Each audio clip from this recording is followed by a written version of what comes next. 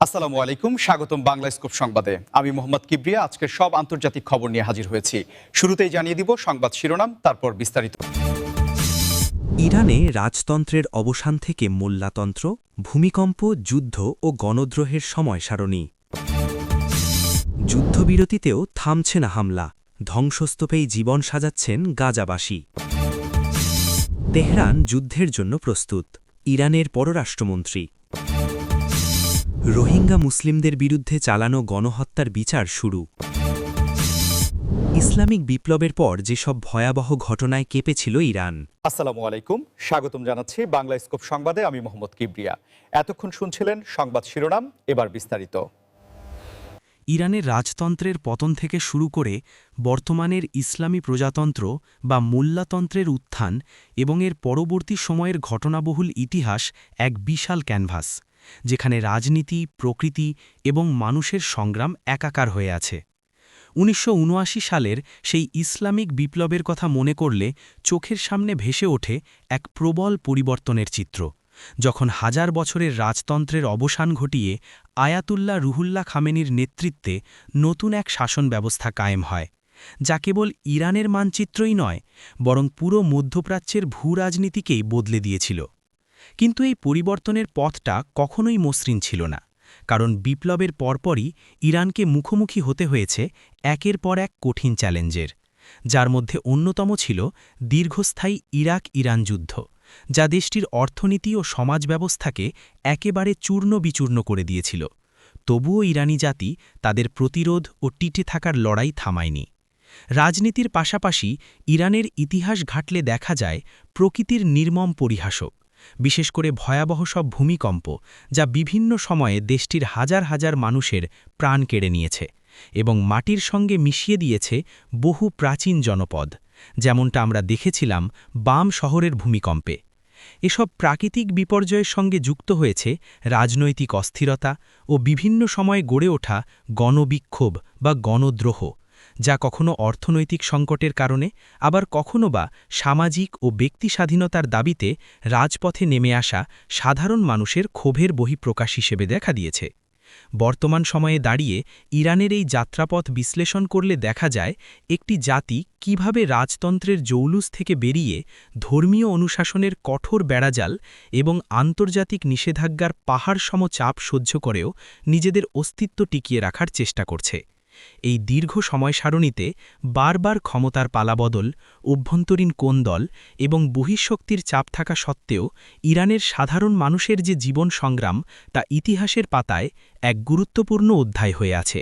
আর আপনারা যারা ইতিহাসের এই বাঁকগুলো সম্পর্কে আরও জানতে আগ্রহী, তারা অবশ্যই আমাদের কমেন্ট বক্সে আপনাদের মতামত জানাবেন, কারণ আপনাদের প্রতিটি মন্তব্য আমাদের আলোচনার গভীরতা বাড়াতে সাহায্য করে। যুদ্ধবিরতিতেও থামছে না হামলা, ধ্বংসাস্তূপেই জীবন সাজাচ্ছেন গাজাবাসী। এই শিরোনামটি বর্তমান বিশ্বের অন্যতম করুণ ও মানবিক সংকটের দিকে আমাদের দৃষ্টি আকর্ষণ করে, যেখানে কূটনৈতিক টেবিলে শান্তি আলোচনার ঝড় উঠলেও বাস্তবের মাটিতে বারুদের গন্ধ আর ধোঁয়ার কুণ্ডলী এখনও মিলিয়ে যায়নি। আন্তর্জাতিক সম্প্রদায় যখন বারবার যুদ্ধবিরতির আহ্বান জানাচ্ছে এবং বিভিন্ন দফার আলোচনায় সাময়িক স্বস্তির কথা বলা হচ্ছে, ঠিক তখনই গাজার আকাশ ছিঁড়ে আসা বিমান হামলার শব্দ সাধারণ মানুষের ঘুম ভাঙাচ্ছে, যা প্রমাণ করে যে কাগজে কলমে সই করা চুক্তি আর মাঠের বাস্তবতার মধ্যে কতটা যোজন যোজন দূরত্ব রয়েছে। গাজার বর্তমান পরিস্থিতি এতটাই ভয়াবহ যে সেখানে এমন কোনো নিরাপদ স্থান নেই যেখানে মানুষ নিশ্চিন্তে আশ্রয় নিতে পারে। তবুও ধ্বংসাস্তূপের মাঝেই জীবনের স্পন্দন খুঁজে ফিরছে সেখানকার লড়াকু মানুষগুলো, যারা তাদের হারানো স্বজনদের স্মৃতি বুকে নিয়ে ভেঙে পড়া বাড়ির ইটপাথরের ওপরই আবার নতুন করে সংসার পাতার চেষ্টা করছে। এই যে ধ্বংসাস্তূপের মধ্যে জীবন সাজানোর অদম্য প্রচেষ্টা, তা কেবল বেঁচে থাকার লড়াই নয়, বরং এটি মানবাত্মার এক অবিশ্বাস্য প্রতিরোধের গল্প, যেখানে পানি, বিদ্যুৎ, খাবার এবং চিকিৎসার মতো মৌলিক অধিকারগুলো যখন বিলাসিতায় পরিণত হয়েছে, তখনও গাজাবাসীরা একে অপরের হাত ধরে ধ্বংসাবশেষ সরিয়ে নতুন দিনের স্বপ্ন দেখছে। হাসপাতালের করিডর থেকে শুরু করে আশ্রয় কেন্দ্রের তাঁবু, সবখানেই এখন হাহাকার আর অনিশ্চয়তা।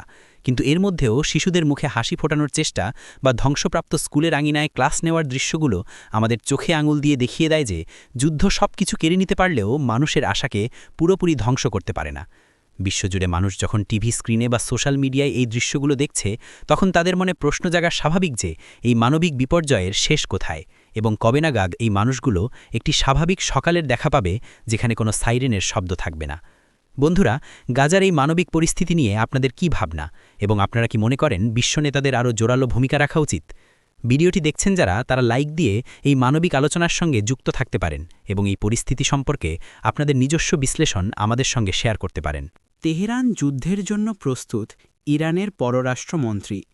এই ঘোষণাটি মধ্যপ্রাচ্যের বর্তমান উত্তপ্ত পরিস্থিতিতে যেন আগুনে ঘি ঢালার মতো কাজ করেছে এবং এটি কেবল একটি সাধারণ বিবৃতি নয়, বরং এর পেছনে রয়েছে গভীর সামরিক ও কূটনৈতিক সমীকরণ, যা পুরো অঞ্চলের নিরাপত্তার ওপর প্রভাব ফেলতে পারে। ইরানের পররাষ্ট্রমন্ত্রী যখন প্রকাশ্যে এমন কথা বলেন, তখন বুঝতে হবে যে এর পেছনে রয়েছে দীর্ঘদিনের প্রস্তুতি এবং নিজেদের সামরিক সক্ষমতার ওপর পূর্ণ আস্থা। বিশেষ করে সাম্প্রতিক সময়ে ইরান তাদের মিসাইল টেকনোলজি এবং ড্রোন প্রযুক্তিতে যে অভাবনীয় উন্নতি করেছে, তা তাদের এই আত্মবিশ্বাসকে আরও কয়েক গুণ বাড়িয়ে দিয়েছে।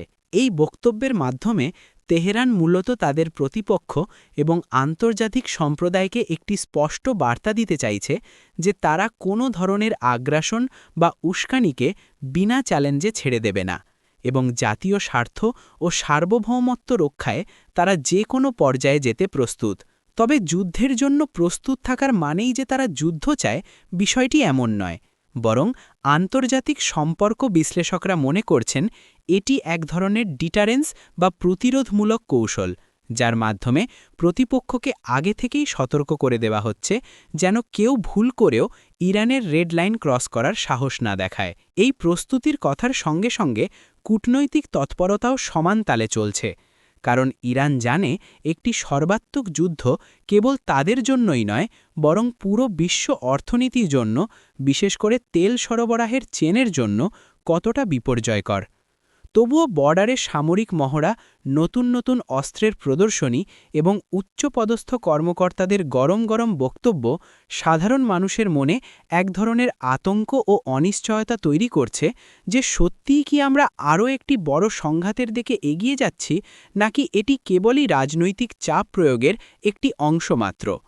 বর্তমান ভূরাজনীতির এই জটিল সমীকরণে ইরানের অবস্থান এবং তাদের সামরিক প্রস্তুতি নিয়ে আপনাদের কৌতূহল থাকাটাই স্বাভাবিক, আর তাই আমরা চেষ্টা করছি প্রতিটি আপডেটের পুঙ্খানুপুঙ্খ বিশ্লেষণ আপনাদের সামনে তুলে ধরতে, যাতে আপনারা পরিস্থিতির গভীরতা বুঝতে পারেন। রোহিঙ্গা মুসলিমদের বিরুদ্ধে চালানো গণহত্যার বিচার শুরু, এই খবরটি আন্তর্জাতিক ন্যায় বিচারের ইতিহাসে একটি মাইল ফলক হিসেবে চিহ্নিত হয়ে থাকবে। কারণ দীর্ঘ সময় ধরে মিয়ানমারের রাখাইন রাজ্যে যে অমানবিক নির্যাতন, হত্যা ও ধর্ষণের মতো ঘটনাগুলো ঘটেছে, তার বিচারিক প্রক্রিয়া শুরু হওয়া মানেই হল নির্যাতিত মানুষের মনে ন্যায় বিচারের আশা জাগিয়ে তোলা। আন্তর্জাতিক আদালতে এই বিচারের কার্যক্রম শুরু হওয়ার ফলে বিশ্ববাসী আবারও সেই ভয়াবহ দিনগুলোর কথা স্মরণ করছে, যখন লাখ লাখ রোহিঙ্গা নিজেদের ভিটেমাটি ছেড়ে প্রাণভয়ে পালাতে বাধ্য হয়েছিল এবং তাদের ওপর চলা রাষ্ট্রীয় মদতপুষ্ট সহিংসতার যে বিবরণ বিভিন্ন সময় উঠে এসেছে, তার যে কোনো বিবেকবান মানুষকে শিউরে উঠতে বাধ্য করে। গাম্বিয়ার করা মামলার ভিত্তিতে এই বিচার প্রক্রিয়া কেবল একটি আইনি লড়াই নয়, বরং এটি বিশ্ব বিবেকের কাছে একটি পরীক্ষা যে একবিংশ শতাব্দীতে এসেও কোনো জাতিগোষ্ঠীকে নির্মূল করার মতো অপরাধ করে কেউ পার পেয়ে যেতে পারে কিনা। আদালতের শুনানিতে যখন প্রত্যক্ষদর্শীরা তাদের অভিজ্ঞতার বর্ণনা দেন, তখন সেই আদালতের পরিবেশ ভারী হয়ে ওঠে এবং বিচারকদের সামনে উপস্থাপিত তথ্য প্রমাণগুলো স্পষ্ট করে দেয় যে এটি কোনো সাধারণ দাঙ্গা ছিল না, বরং এটি ছিল একটি সুপরিকল্পিত জাতিগত নিধন অভিযান। যদিও এই বিচার প্রক্রিয়াটি দীর্ঘমেয়াদী এবং জটিল, কারণ আন্তর্জাতিক আইনের মারপ্যাচ এবং মিয়ানমার সরকারের অসহযোগিতা এখানে বড় বাধা হয়ে দাঁড়াতে পারে, তবুও বিচার শুরু হওয়াটাকেই অনেকে বড় বিজয় হিসেবে দেখছেন, কারণ এর মাধ্যমে অন্তত অপরাধীদের জবাবদিহিতার আওতায় আনার প্রক্রিয়াটি সচল হয়েছে। রোহিঙ্গা ক্যাম্পগুলোতে মানবেতর জীবনযাপন করা মানুষগুলো এখন চাতক পাখির মতো তাকিয়ে আছে হেগের আদালতের দিকে, এই আশায় যে হয়তো একদিন তারা তাদের নাগরিক অধিকার ফিরে পাবে এবং সম্মানের সঙ্গে নিজ দেশে ফিরতে পারবে। এই ঐতিহাসিক বিচার প্রক্রিয়া এবং এর ভবিষ্যৎ প্রভাব নিয়ে আমরা নিয়মিত আপডেট দেব। তাই যারা মানবাধিকার ও আন্তর্জাতিক আইন নিয়ে আগ্রহী তারা অবশ্যই আমাদের চ্যানেলটি সাবস্ক্রাইব করে পাশে থাকবেন। ইসলামিক বিপ্লবের পর যেসব ভয়াবহ ঘটনায় কেঁপেছিল ইরান, এই শিরোনামটি আমাদের নিয়ে যায় গত 4 দশকের এমন কিছু ঘটনার গভীরে যা ইরানকে বারবার খাদের কিনারায় দাঁড় করিয়েছে এবং দেশটির সমাজ, রাজনীতি ও মানুষের মনোজগতে গভীর ক্ষত সৃষ্টি করেছে। বিপ্লব পরবর্তী সময়ে ইরানকে সবচেয়ে বড় যে ধাক্কাটি সামলাতে হয়েছিল তা হল যুক্তরাষ্ট্রের দূতাবাস জিম্মি সংকট, যা ইরানকে আন্তর্জাতিক অঙ্গনে একঘরে করে ফেলেছিল এবং সেই ঘটনার রেশ আজও দেশটির পররাষ্ট্র নীতিতে স্পষ্টভাবে লক্ষ্য করা যায়। এরপরই আসে দীর্ঘ 8 বছরের রক্তক্ষয়ী ইরান-ইরাক যুদ্ধ, যেখানে লাখ লাখ তরুণের প্রাণহানি এবং রাসায়নিক অস্ত্রের ব্যবহার ইরানের প্রতিটি পরিবারকে কোনো না কোনোভাবে শোকাহত করেছিল। আর সেই যুদ্ধের স্মৃতি আজও অনেক ইরানির কাছে দগদগে ঘা হয়ে আছে। এছাড়া ১৯৮৮ সালে যুক্তরাষ্ট্রের নৌবাহিনী কর্তৃক ইরানের যাত্রীবাহী বিমান ভূপাতিত করার ঘটনাটি ছিল এমন এক ট্র্যাজেডি যা পুরো জাতিকে স্তব্ধ করে দিয়েছিল, যেখানে ২৯০ জন নিরীহ মানুষ প্রাণ হারিয়েছিল এবং এই ঘটনাটি ইরানের মানুষের মনে পশ্চাৎমাদের প্রতি অবিশ্বাসকে আরও দৃঢ় করেছিল। সাম্প্রতিক সময়ের দিকে তাকালে দেখা যায় ২০২০ সালে ইউক্রেনের যাত্রীবাহী বিমান ভুলবশত নামিয়ে ফেলার ঘটনা, যা অভ্যন্তরীণভাবে সরকারের প্রতি মানুষের ক্ষোভকে উস্কে দিয়েছিল এবং এর পাশাপাশি বিভিন্ন সময় ঘটা গুপ্তহত্যা, বিশেষ করে শীর্ষ বিজ্ঞানী ও জেনারেল কাসেম সুলাইমানির হত্যাকাণ্ড দেশটির নিরাপত্তা ব্যবস্থাকে বড় ধরনের চ্যালেঞ্জের মুখে ফেলেছিল। এই প্রতিটি ঘটনা ইরানকে কেবল ভেতর থেকেই নাড়ায়নি, বরং বিশ্বমঞ্চে তাদের অবস্থান এবং অস্তিত্বের সংকটকেও তীব্র করে তুলেছে। তবুও এত সব বিপর্যয় ও ট্র্যাজেডির পরেও ইরানি জাতি বারবার উঠে দাঁড়িয়েছে, যা তাদের সহনশীলতা ও জাতীয়তাবাদের এক অনন্য দৃষ্টান্ত। ইতিহাসের এই কালো অধ্যায়গুলো এবং সেখান থেকে ইরানের ঘুরে দাঁড়ানোর গল্পগুলো বিশ্লেষণ করলে বোঝা যায় যে মধ্যপ্রাচ্যের এই দেশটি কতটা চড়াই উতরাই পার করে আজকের অবস্থানে এসেছে। বন্ধুরা, আজকের এই গভীর বিশ্লেষণমূলক ভিডিওটি যদি আপনাদের ভালো লেগে থাকে এবং আপনারা যদি এমন আরও তথ্যবহুল কন্টেন্ট নিয়মিত পেতে চান, তবে অবশ্যই আমাদের চ্যানেলটি সাবস্ক্রাইব করবেন এবং ভিডিওটি বন্ধুদের সঙ্গে শেয়ার করে ছড়িয়ে দেবেন। দেখা হবে পরবর্তী ভিডিওতে, ততক্ষণ পর্যন্ত ভালো থাকুন।